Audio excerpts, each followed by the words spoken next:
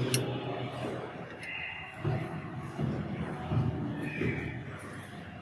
વિદ્યાર્થી મિત્રો, Nobel school ગ્રુપની ઓનલાઈન એજ્યુકેશનમાં હું આપ સર્વનું હાર્દિક સ્વાગત કરું છું.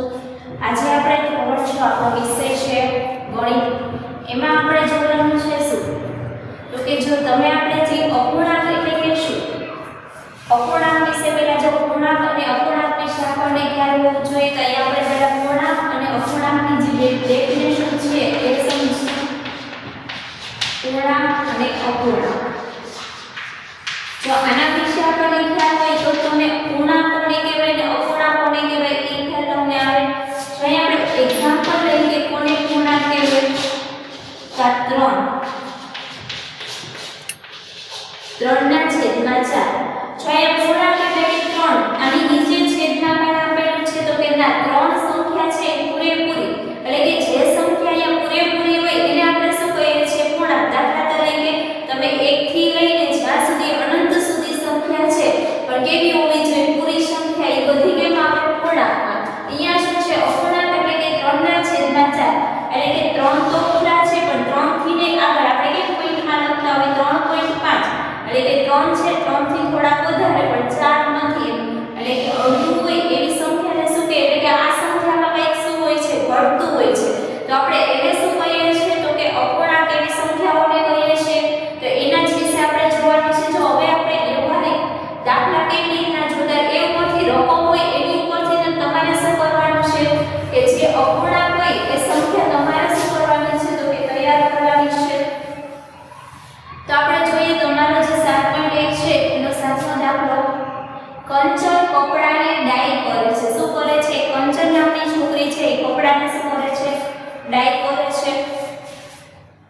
જો કેટલા જોડી કપડાને ડાય કરે છે? તો કે 30 જોડી કપડાને શું કરે છે? ડાય.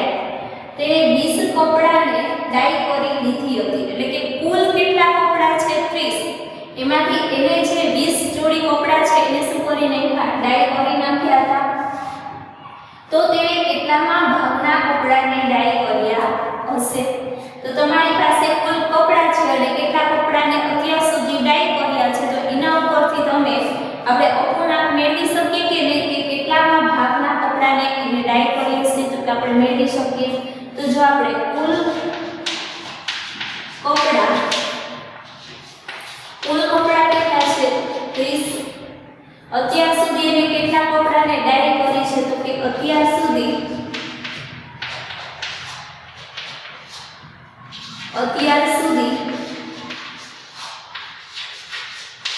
કરેલા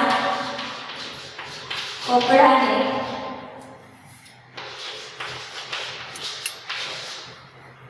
ડાય એ કેટલી છે? તો કે 20 એટલે કે 20 જોડી છે એને અત્યાર સુધી શું કર્યું છે? એટલે ડાય કપડાને કરી છે. તો હવે આપણે એ લખી કે કુલ જે તમને પૂછ્યું છે કે કેટલા ભાગના કપડાને ડાય કરે.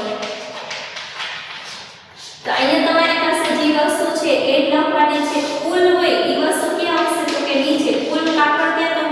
કુલ કપડા ક્યાં લખશો તમે? નીચે. એટલે કેટલામાં ભાગના અથવા કેટલા કરેલા કપડા એ તમારે ક્યાં લખવાના છે? ઉપર. કરેલા કપડા એટલે કે ડાય કરેલા કપડા એ ક્યાં લખશો તમે? તો કે ઉપર.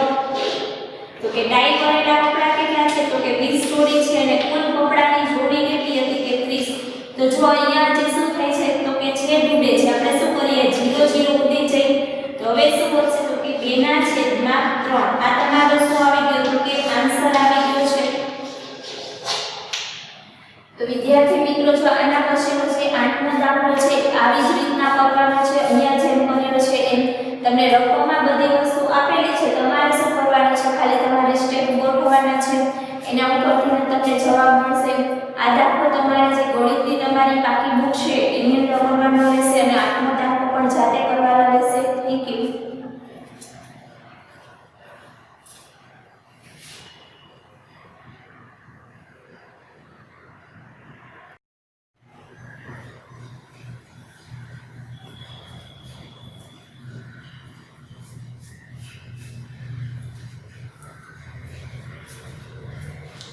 નમસ્તે વિદ્યાર્થી મિત્રો, નોબલ સ્કૂલ ગ્રુપની ઓનલાઈન એજ્યુકેશનમાં હું આપ સર્વનું હાર્દિક સ્વાગત કરું છું.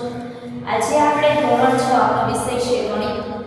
એમાં આજે આપણે શું જોવાનું છે તો કે જે આપણું ચેપ્ટર છે 7મો અપૂર્ણાંક સંખ્યાઓ, એમાં આપણે જે આજે 7.2 છે એ જોવાના છે. એનો પહેલો દાખલો એમાં a છે એ આજે આપણે બોર્ડ ઉપર અહીંયા જોશું. b અને c છે પહેલા દાખલામાં તમારે શું કરવાનું છે, ઘરે જાતે કરવાનું છે.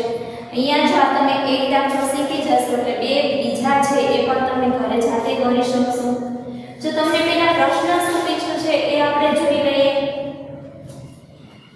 સંખ્યા રેખા દોરો અને તેના પર બિંદુ દર્શાવો. જો તમે હવે સંખ્યા રેખા વિશે તમને પરિચય છે કે આની પહેલાના જે લેક્ચર હતા એમાં આપણે જોયું હતું કે સંખ્યા રેખા હોય એની ઉપર કેવી રીતના તમારે દર્શાવવાનું. આપણે પૂર્ણાંક સંખ્યાઓનું જે ચેપ્ટર હતું એમાં તમે સંખ્યા રેખા દોરીને એની ઉપર દર્શાવતા હતા. એટલે કે સંખ્યા રેખા વિશે હવે આપણે અહીંયા સમજવાનું નથી, પણ જો અહીંયા પૂર્ણ સંખ્યા હોય તો આપણને ખબર પડે કે જો અહીંયા 2 છે, 3 છે, -4 છે. તમે આવી સંખ્યા કીધી હોય તો તમે જે પ્લસ સંખ્યા છે જમણી બાજુ અને ઋણ સંખ્યા છે એ કઈ બાજુ દર્શાવો તો કે ડાબી બાજુ દર્શાવો. પણ અહીંયા શું છે, જો સંખ્યા રેખા દોરો અને તેના પર બિંદુ દર્શાવો. તમને જે આ બિંદુ કીધા છે એ સંખ્યા રેખા ઉપર તમારે શું કરવાના છે તો કે દર્શાવવાના છે. પણ અહીંયા જો શું છે તો કે અપૂર્ણાંકમાં આપેલા છે. પણ હવે જો આપણને વિચાર આવે કે આપણે પૂર્ણાંક સંખ્યા હોય તો આપણને ખ્યાલ આવે કે 0 થી આપણે ચાલુ કરવાના અને 1 એટલે કે પ્લસ સંખ્યા હોય અનંત સુધી એ -1 થી ચાલુ કરીને -1 થી જે અનંત સંખ્યા હોય આપણે સંખ્યા રેખા ઉપર દર્શાવે. તો આપણે અપૂર્ણાંક સંખ્યાઓ કેવી રીતના દર્શાવે તો એ પણ શું કરવાનું છે એ જ પ્રમાણે આપણે દર્શાવવાની છે. પણ બધાના છેદ કેવા હોવા જોઈએ, સરખા હોવા જોઈએ. તો અહીંયા આપણે જોઈએ કે બધાના છેદ છે એ સરખા છે કે નહીં. 1/2, 1/4, 3/4, 4/4. હવે અહીંયા તમે જોયું હશે કે આ જે પહેલું છે એના છેદ સરખા નથી, બીજા 3 છે એના છેદ કેવા છે, સરખા. તો અહીંયા પણ આપણે શું કરાય કે અહીંયા 4 છે તો અહીંયા આપણે શું કરવા પડે, 4 લઈ આવવા જોઈએ. જો અહીંયા તમે 2 લઈ આવો તો તમારા સ્ટેપ શું થઈ જાય, 3 સ્ટેપ વધુ કરવા પડે. એના કરતાં આપણે અહીંયા શું કરી 4 એના છેદમાં રાખી એ પ્રમાણે શું કરી પહેલા છેદ સરખા કરવા. છેદ સરખા કરતા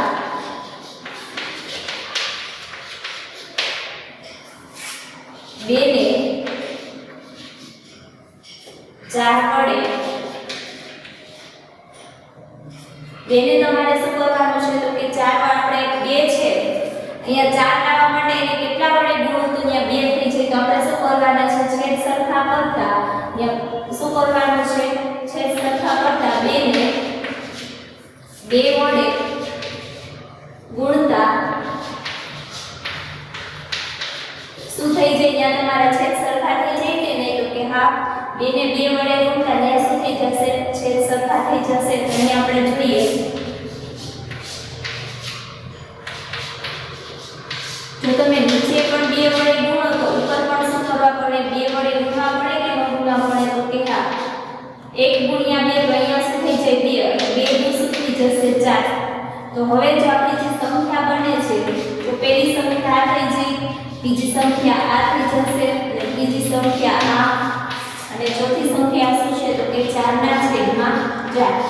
હવે આ સંખ્યા જે છે એને તમારે શું કરવાનું છે, સંખ્યા રેખા પર દર્શાવવાની. તો આપણે સૌપ્રથમ શું કરીએ તો કે સંખ્યા રેખા ડ્રો કરવાની.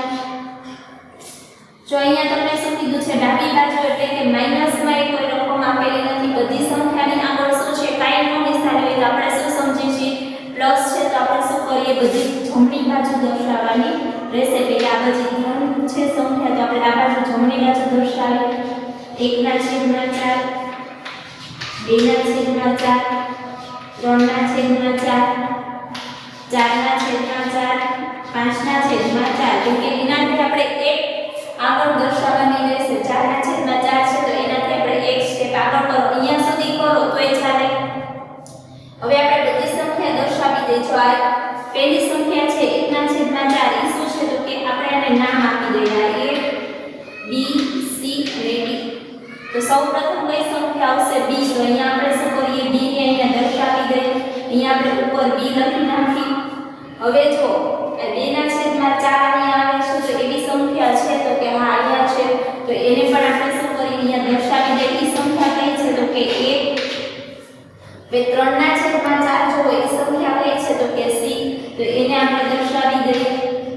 હવે 4/4 જો 2/4 કેવા છે એક સરખા તો ત્યાં શું થાય છેદ ઉડે ને 1 આવે તો એ પણ આપણે શું કરી અહીંયા દર્શાવી દઈએ। સંખ્યા કઈ છે તો કે d। તો વિદ્યાર્થી મિત્રો આજે જેટલું આપણે બોર્ડ વર્ક જોયું છે એ શું કરવાનું છે જે ગણિતની બાકી બુક બનાવેલી હોય એની અંદર લખવાનું છે અને આના પછીના જે બે દાખલા છે b અને c પણ આવી જ રીતના કરવાના છે જે તમારે હોમવર્કમાં કરવાના રહેશે। Thank you.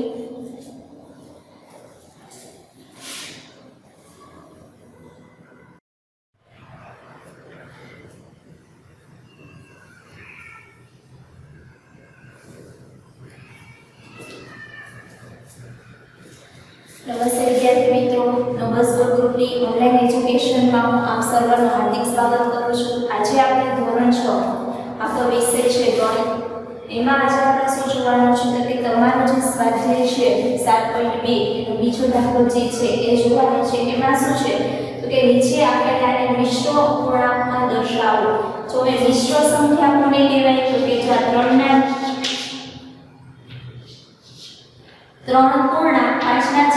એટલે કે 3 સંખ્યા શું છે પૂરી છે અને 5/2 એ શું છે અધૂરી સંખ્યા છે। અને વચાઈશું આ સંખ્યાઓ એને શું કહેવાય પૂર્ણાંક। 3/5/2 આ સંખ્યાને કેવી રીતના વચાશે હવે આપણે જોઈએ। આ સંખ્યા છે નીચે આપેલાને શું કરવાનું છે કે મિશ્ર અપૂર્ણાંકમાં આપણે દર્શાવવાનું છે। તો આપણે જોઈએ હવે આને શું કરવાનું છે કે તમારે ભાગાકાર કરી નાખવાનો। હવે 3 6 શું થશે તો કે 18 થશે। હવે અહીંયા જો છેદ ન ઉડે તો અહીંયા શું કરવાનું છે તો કે તમારે 10 માંથી 8 જાય તો બી। હવે આ સંખ્યાને તમારે શું કરવાની છે મિશ્રમાં લખવાની છે। તો કે જી જો અહીંયા છેદમાં એટલે કે સૌથી નીચે આવે એ ક્યાં જશે ઉપર। આ 3 12 છે એ ક્યાં જશે નીચે અને આ ઉપર છે એ ક્યાં હશે વચ્ચે। 3 6 18 ને 2 20 20/3 આ સંખ્યા તમને મળી ગઈ। તો આ તમારો શું થયું કહેવાય આન્સર થયો કહેવાય। હવે બીજો દાખલો પણ તમારે શું કરવાનો છે એ જ પ્રમાણે આપણે કરવાનું છે। 5 દુ શું થાય તો કે 10। અહીંયા આપણે એને શું કરીએ મિશ્રમાં લખીએ। નીચેની સંખ્યા છે એ ક્યાં જશે ઉપર એટલે આ સંખ્યા છે એ ક્યાં આવી જશે અહીંયા એટલે આ સંખ્યા છે એ ક્યાં જશે તો કે અહીંયા 12 2 5 10 10 ને 1 11 11/5 મળી ગઈ। તો આ તમારો શું થયું કહેવાય આન્સર। એના પછીનો દાખલો જોઈએ તો એમાં પણ એમ જ કરવાનું છે। 7 એકા 7 અને ભાગ હશે અને 7 નું શું થશે તો કે 14 અને 7 તેરી 21 એટલે વધી જશે। 7 માંથી 4 જાય તો શું વધે તો કે 3 વધશે। તો અહીંયા જો તમે આપણે લખીએ અહીંયા શું આવશે તો કે જો અહીંયા શું છે તો કે અહીંયા તમારે લખવાના આ 3 આ 7 છે એ ક્યાં જશે તો કે ઉપર અને આ 2 છે એ ક્યાં જશે જો અહીંયા 1 તમે લખ્યા આ 3 છે એ ક્યાં જશે તો કે ઉપર જશે। આ 3 છે એ ક્યાં જશે ઉપર અને આ 7 છે એ ક્યાં આવશે તો કે નીચે અને આ 2 ક્યાં આવશે। 7 દુ 14 માં 3 નાખો તો કેટલા થઈ જાય 17 17/7 આવી ગયા। અહીંયા આવે આપણે જોઈએ તો કે અહીંયા 28 અને 5 નો તમારે શું કરવાનો ગુણાકાર 5 ચોક શું થશે તો કે 20 2 માંથી 2 જાય તો 0 અને 8 ના 8 તો અહીંયા તમારે શું લખવાની છે આપણે મિશ્રમાં લખી। જે સંખ્યા નીચે હોય એને ક્યાં લખવાની અહીંયા ઉપર। આ સંખ્યા હોય ક્યાં જશે નીચે। 5 ચોક 20 માં અને 8 નાખો તો કેટલા થઈ જાય 28/5 થઈ જશે। આ સંખ્યાને પણ તમારે શું કરવાનું છે એ જ રીતના 6 તેરી શું થશે તો કે 18 9 માંથી 8 જાય તો 1 અહીંયા તમે મિશ્રમાં આ સંખ્યા લખો। આ સંખ્યા ક્યાં જશે ઉપર આ સંખ્યા ક્યાં આવશે નીચે અને આ સંખ્યા ક્યાં જશે ઉપર। 6 તેરી 18 18 ને 1 શું થાય તો કે 19/6 થશે।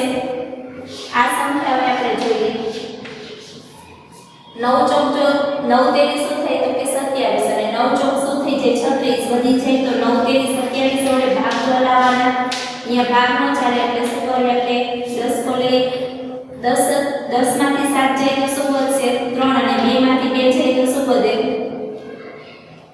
અહીંયા જો 15 થશે કેટલા થાય તો કે 15 15 માંથી 7 જાય તો કેટલા વધે જો 7 ગયા પછી 8 9 10 11 12 13 14 ને 15 તો બીજા કેટલા વધે તો કે 8 વધશે 2 માંથી 2 જાય તો 0 બે ને આપણે ઇંગ્લિશમાં લખી છે સંખ્યા નીચે છે ક્યાં જશે ઉપર આ 9 આવશે નીચે અને આ 3 આવશે અહીંયા 9 તેરી 27 27 માં 8 નાખો તો કેટલા થઈ જાય 35 અને 35 ના છેદમાં 9 આ તો તમારો શું થયો કે આન્સર તો વિદ્યાર્થી મિત્રો આજે જે આપણે બોર્ડમાં જોયું છે તમારે શું કરવાનું છે ગણિતની જે બાકી બુક છે એમાં લખવાનું રહેશે થેન્ક